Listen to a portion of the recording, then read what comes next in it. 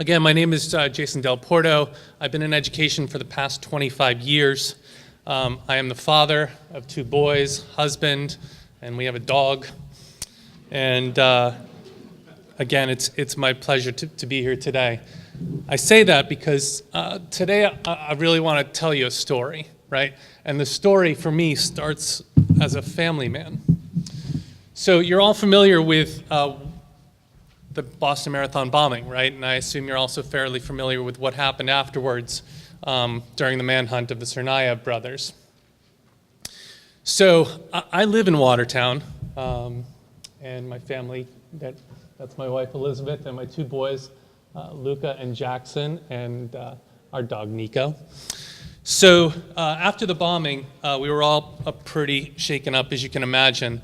And given kind of the manhunt situation, we were all wondering what's going to happen next. Where are these guys? And there was amazing trauma and recovery that needed to happen immediately.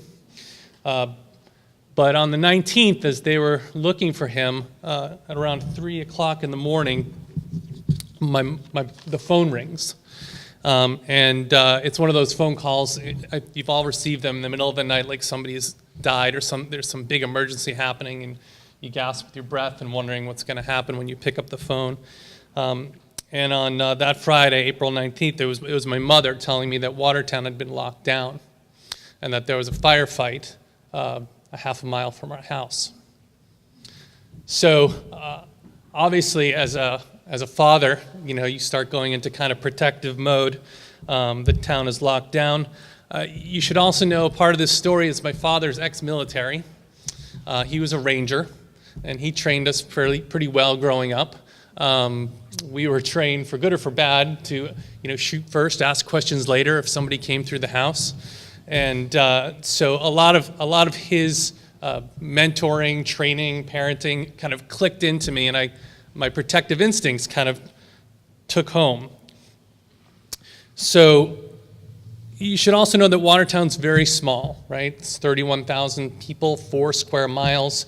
We're surrounded by very large cities, Boston, Cambridge, and Newton. But we are tiny. So everything that happens in Watertown is literally within walking distance of one another. So I'm sitting there watching the television. We decide to keep my kids upstairs with my wife because we don't want them exposed to all the media blitz, and we don't want them, they're young, we don't want them to be terrified of what's happening. So I'm glued to the TV, and I'm seeing images like this in my town that morning. And we are quickly becoming kind of a militarized zone. And as you saw on the television, thousands of law enforcement professionals descended on the town like locusts. It was an unbelievable sight, and the management of that was very impressive because these unbelievable soldiers and protectors were at our disposal in just a matter of a few hours. So my mind's racing of all the contingency plans. I'm trying to figure out not only what am I going to do to kind of protect the family, but I'm also thinking about, I also have a job here. And I'm thinking the superintendent's going to call. Should I text her? What are we going to do in terms of recovery and intervention for the families? So as you know, on the TV, this is a home actually in the background of a family of mine at my school, and it was riddled with bullet shots from the gunfight before. And so as you can recall from the images on the TV, that they were going through homes, home by home, looking for this Tsarnaev. And at that point, one of them had died, and they were looking for the other one, as you know, with the famous images of him in the boat. So they're going through, the town is locked down. I see my family members leaving their homes, being channeled to a secondary site. And I'm thinking, well, how are we going to do this? And at the same time, I'm trying to think about what am I going to do to protect my family. And I think one of the lessons that I want to talk about here is kind of reflecting for yourself about these moments of crisis. There's something called the continuity principle that I learned from the Israeli Trauma Coalition, which I'll go into a little bit later. But in those moments, you have different roles, right? We all have different roles in our lives. And my role was a father, a husband, and my role also was a school leader in the community, not only for my little school, but also for the town as the critical incident team coordinator. And you have to kind of compartmentalize, and it was a struggle for me, where work and family came in. And I think people should start reflecting on those moments, maybe even just in a simulation to themselves about how that might play out for you. So this guy was a half mile from my house, and he is just one of the thousands of images that were coming across the TV.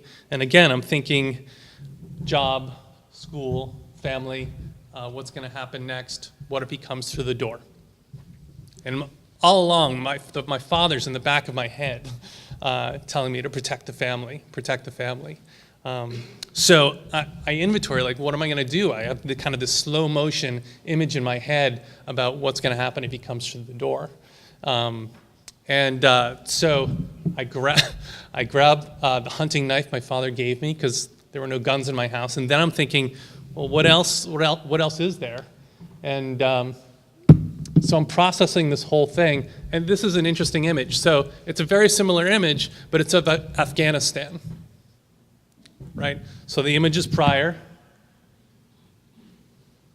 I really couldn't even tell you the difference.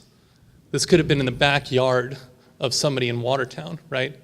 So we are in a full-blown military situation, a police state, and it was terrifying in a variety of different ways. But back to these moments for me, and my father resonating in the back of my head. So I think, well, what am I going to do, right? And so I think, well, wasp spray, right? This is going to take somebody out, right? And I said, I have wasp spray in the bottom of the kitchen cabinet.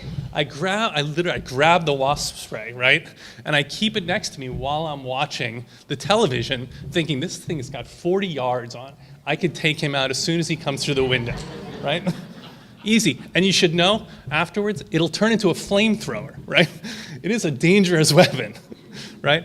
So, but this is what's going through my head, right? How am I going to protect the home? And the next thing you know, the superintendent is calling me on the cell phone. What are we going to do? What's the plan? How are we going to, are the schools open? What should we start planning for? And, I had to shift gears, right? Father, husband, protector at the same time. I had to start kind of initiating my role within the school district. And it took a minute for me to kind of shift. And I think I was stumbling on my words when we were talking on the phone. And she lives probably 40 minutes from the town. So it's 9 a.m. They still haven't found Tsarnaev yet. Again, watching the SWAT descend on my town and locking everything down. We decide that we are going to meet as a critical incident team that Sunday. So the good news was that it was spring break, right? The marathon always happens during spring break in Massachusetts. And we had some time to plan, which was really beneficial to us. So we gathered the critical incident team, which was the leadership of the district. Again, small town. There's 3 elementary schools, there's 1 middle school, and there's 1 high school. Very small space, very different than the county system that you have here. You have thousands of people and millions of dollars worth of resources at your disposal. And you clearly, given the gentleman before me, have done a lot more planning around incident command and big disaster management. But we're this little small town in Massachusetts, surrounded by larger cities, and now we're posed with some big questions about how we're going to recover and how we're going to get the students back into the building. So we decide we all meet, at central office, and we talk about what the reentry plan is going to be. And the first question was, this was afterwards at that point. Let me just back up for a second with the story before I get into the reentry plan. So they find the guy, right? The guy in the boat. So I'm watching the television, and they lift the ban, right? They lift the lockdown on us. And some say afterwards they lift the lockdown to try to kind of suss him out and find out where he was in the neighborhood. And so everybody starts descending. It was a beautiful day. Everybody goes outside after being locked up for hours on end, watching this unbelievable media footage of their town. And there's this kind of big sigh of relief, right? So the whole time, my wife and I are thinking, well, we got to get out of here, right? They've the lockdown's uplifted. Let's just go. We were going to go to Maine and get out of Dodge. And so we're packing up the car, and I hear the gunshots from the boat, which is 4 blocks from my house. And my neighbor says, well, you better get back inside. I said, I'm not going back inside. I'm going to Maine. And we pack up the kids and we bolt out of Watertown. And it was such an amazing feeling just for me as a father. Every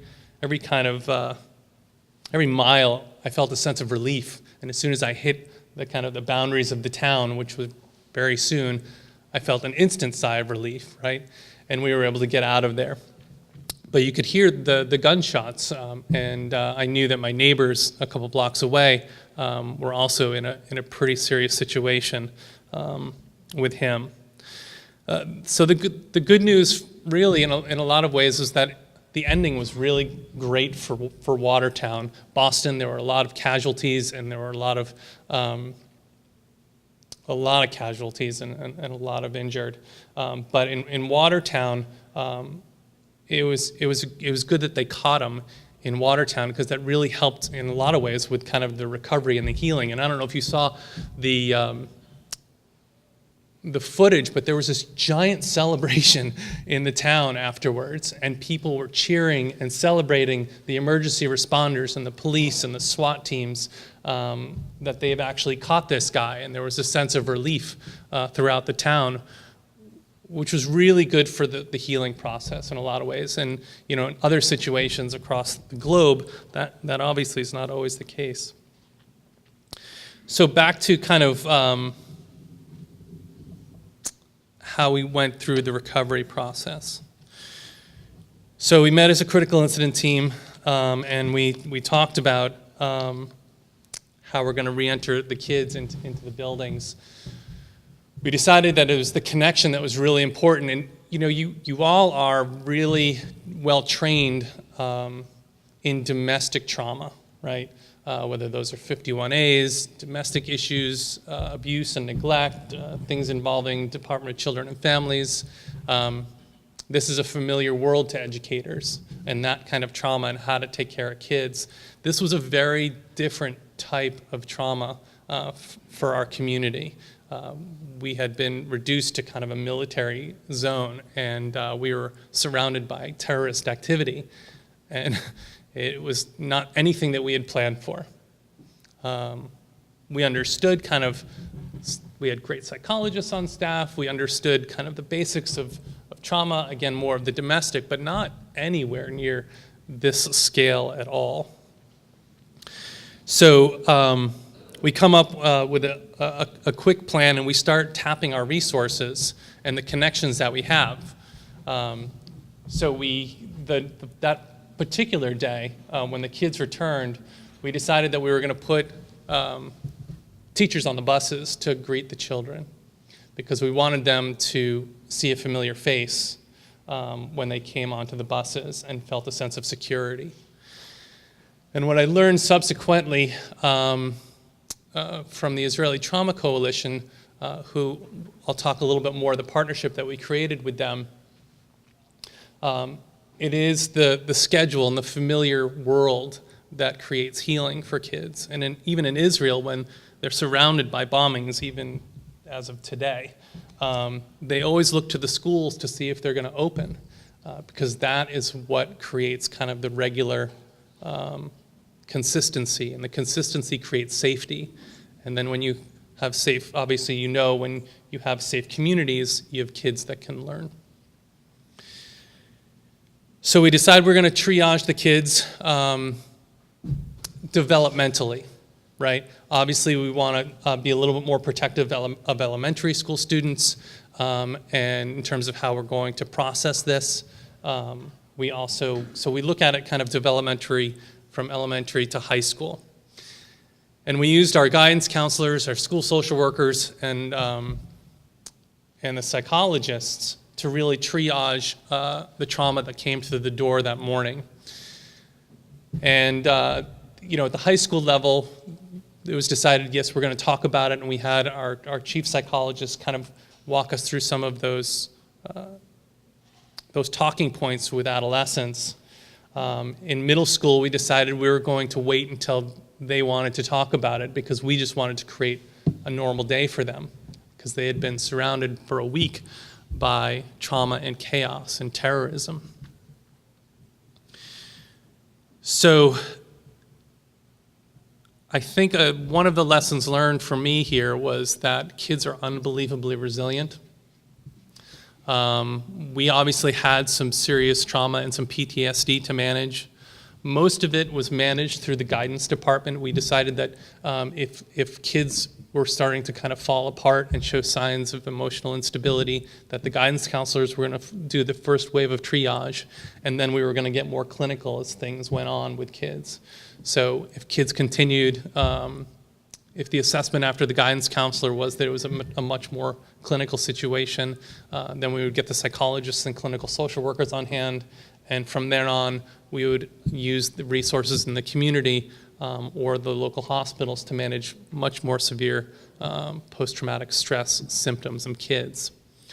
And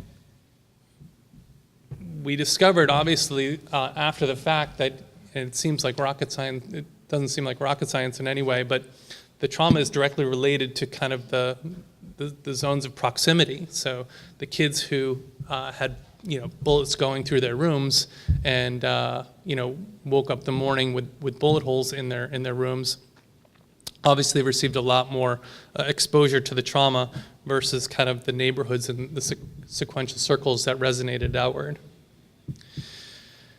So we got through it that week,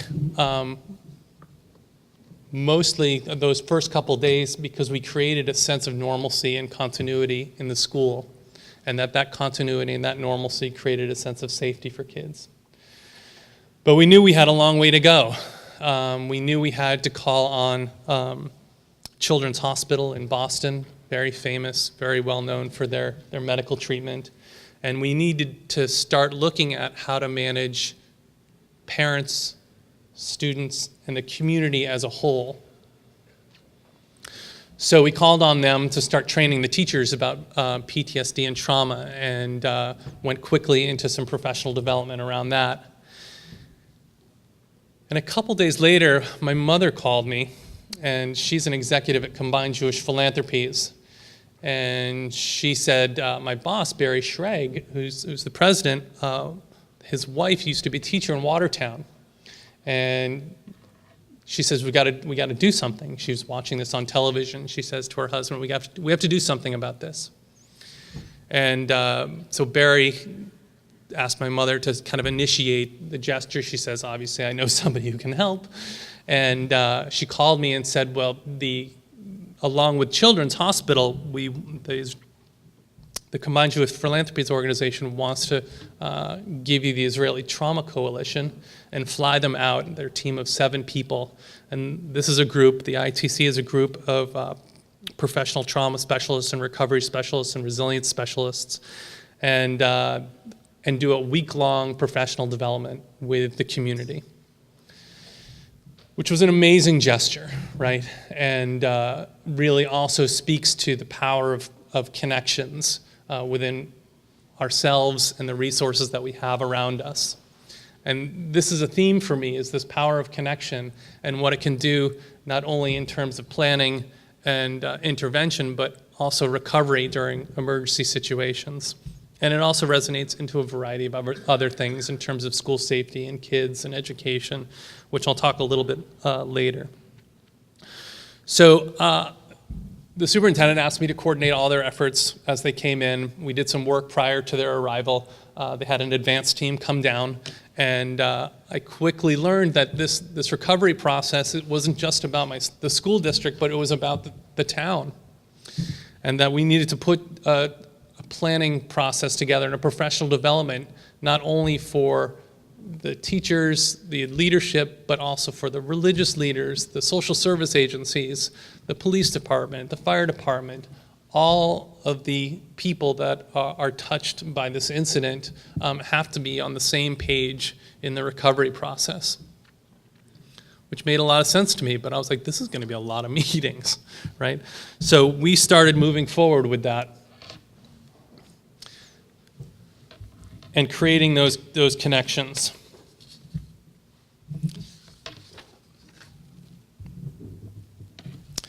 So this is kind of where it all comes together for me, is this power of connection, this power of connection with CJP and the Children's Hospital and all the agencies within Watertown, Massachusetts, coming together to do what's best for the kids and the families in the town of Watertown. So here you'll see, it may be hard together, and I got a crash course in kind of trauma recovery and how we're going to move this through the town of Watertown. So this is another example of the schedule. So we had 20 meetings. And you should know, once the Israeli Trauma Coalition, first we vetted them through the governor's office because we knew that there were some political ramifications possibly at this. And you should look up their work on their website, the Israeli Trauma Coalition.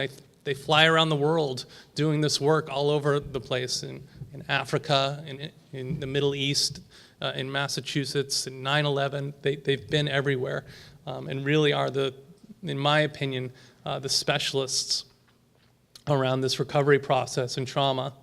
And what makes it more real, what made it really, I think, drove it home for me is they live it every day, right? These people not only know it intellectually, but they experience it, and they came together with a sense of wisdom that is only gathered by intelligence and experience and empathy. And they were just an incredible team. So they hit the ground, and the governor of Massachusetts said, well, you're not just going to go to Watertown. We have all this stuff to do in Boston.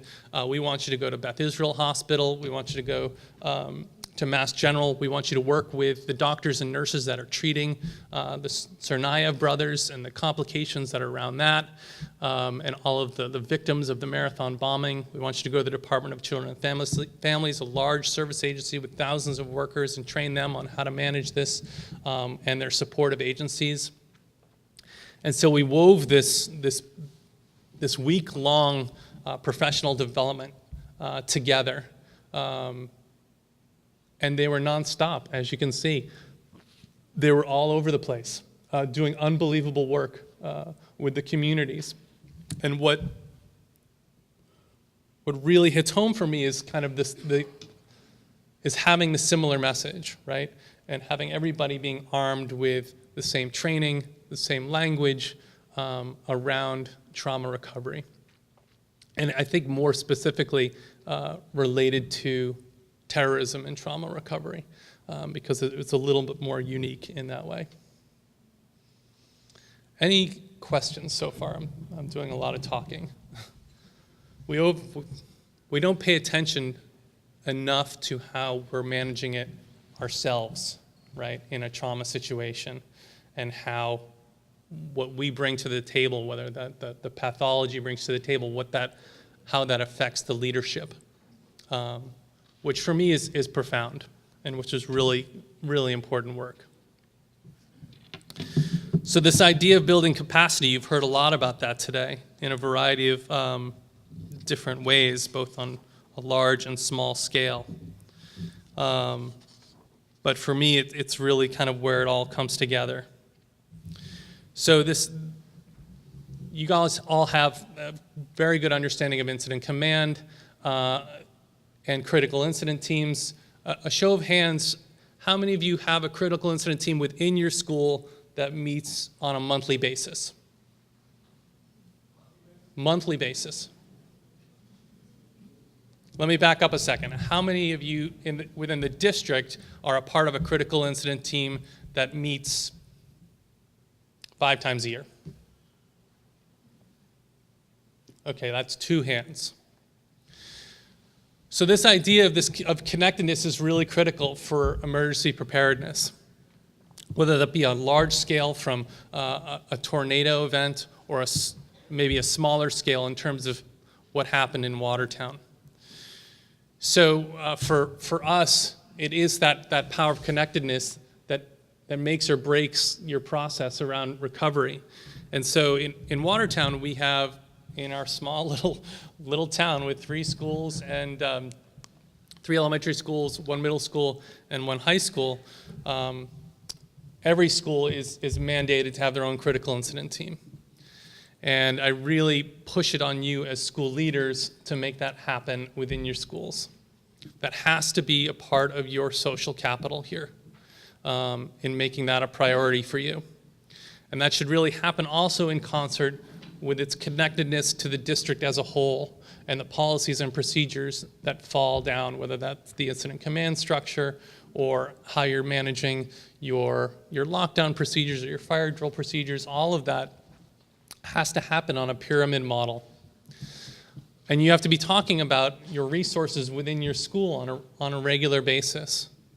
Without that, you'll be caught off guard in a lot of different ways. So in Watertown, we decided that each member of the critical incident team will have a leader in their schools, but those leaders are also responsible for meeting at the district level in a larger group to talk about the district issues. And the district issues could be anything from doing training and tabletop exercises to evaluating the critical incident team manual and rewriting it during every few years, all the way down to managing the budget and what the district needs for emergency preparedness. And on that district level team should be the police department, the fire department, the health department, religious leaders, and other community members that make up the larger town to be having these discussions. So building that capacity is really, really critical to manage that continuity and build those connections. As a school principal or an assistant principal or as a superintendent, you need to be able to pick up the phone and on a first name basis call the chief of police and say, I need something, or the fire department or the health department, and ask these questions. And it's these connections, not just as department heads, but as humans that build that capacity and that continuity that we need. Again, so it's the relationships you have that build those connections. So, I'm gonna divert for a little bit. How many of you are aware of the ALICE training and kind of the active shooter training that's happening, kind of sweeping across the nation? So we live in a society now that's very different, whether we like it or not. And we could debate the reasons why, whether there's too much access to guns, whether or not we are not getting enough services for emotional and social needs of our communities. Kids with disabilities are not getting funded and not getting served well. Budgets are tight. But we're dealing with the aftermath of it, and we have to be prepared for it. 74 shootings since Sandy Hook. I saw a recent statistic. 74 school-related shootings. We're living in a culture that is changing, and it's a paradigm shift. It's a horrible paradigm shift that the concept of these open-armed educational facilities where we welcome everybody is closing on us. And again, we could debate the reasons why. But regardless of the reasons why, we have to be prepared for it, because it can happen right in your backyard, as I experienced. And And that requires this idea of continuity and this collective capacity. So another simple exercise that was fairly profound for us, and I don't know if you do it on a small scale or large scale, when we were in our trainings during that week, was doing an inventory of an emergency preparedness inventory of your human and non-human resources at your disposal for an emergency. In that simple exercise, you could create an incident, any incident, car plows through your school, killing a bunch of kids. And you could do your own little exercise about what resources you have at your disposal, what connections, what relationships you have. Do you have the water in your building during a crisis like that? That simple exercise will create some more awareness, not only for your own little building, but also within your district as a whole, of your capacity and your ability to respond to a crisis.